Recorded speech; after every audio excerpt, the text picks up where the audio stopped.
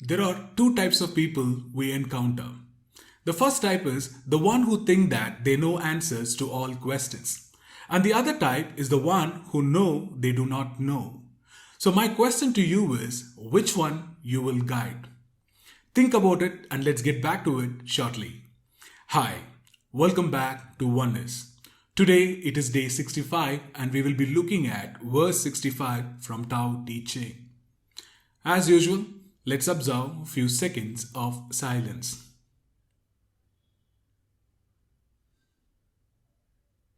Alright, so now let's get started. The verse 65 begins like this. In the beginning, those who knew the Tao did not try to enlighten others, but kept it hidden. So it is kind of a very interesting lines.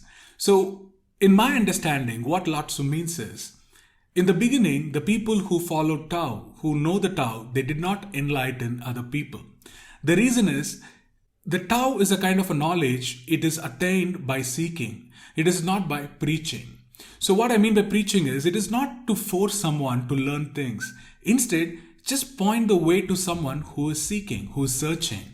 And also the Tao itself is a knowledge, it is not expressed by intellectual or by kind of an explanation. It is kind of an inner realization. So that way, the Tao is first of all cannot be explained or it cannot be told and make someone understand. So that's the reason they kept it hidden. They didn't go open and tell everyone. Instead, they guided the people who are really seeking for the answer.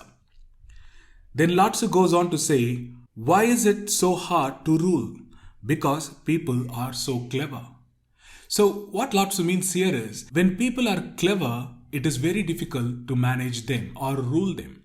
So in the other way to see is, when the people are clever in a country, they will ask a lot of questions towards government. So that way, the government prefers a people who are ignorant than the clever ones. And then Laotzu goes on to say, rulers who try to use cleverness cheat the country. So here the cleverness is, a ruler whose cunning will cheat the country is what he means. And then he goes on to say, those who rule without cunning are blessing to the land. The one who is not cunning, he is blessing to the land. It is so straightforward. So in a day-to-day terms, how to see is, if we are leading someone, it is wise to not use our intelligence or make them fear and intimidate them. Instead, we can guide them. And these lines are different in other translation, which I quickly like to refer. And in this translation, it goes like this. When they think they know the answers, people are difficult to guide. When they know they do not know, people can find their own way. As I mentioned in the beginning, when people think that they know all the answer, they know all, it is very difficult to guide them because their cup is already full. We cannot fill the cup which is already full. That's why it is very difficult to help or guide the people who think they already know.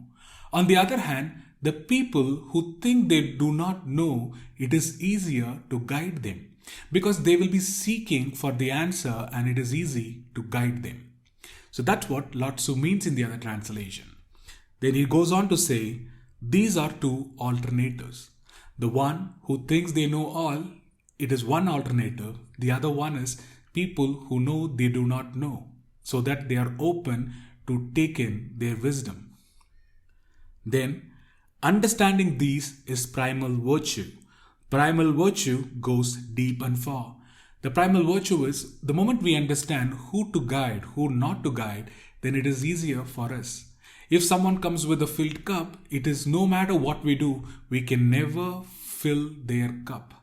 On the other hand, we can always guide the people who are seeking the answer and the people who are open to learn new things. Then he ends the verse with, it leads all things back towards the great oneness. So, how to read these two liners? When people come to us for guidance, when they are seeking something, then it is important that we guide them to their own inner nature. Because Tao is nothing but the true inner nature of the actual nature as well as our inner nature. And the moment we realize the oneness within us, that is what I like to call it as a great realization. The first realization is the moment when we understand that we do not know, that's a first realization. And the second realization is a great realization that we are actually one with everyone and everything in the whole universe. And that way we reach a great realization. That's a summary of the verse 65. And to give you a crux of it,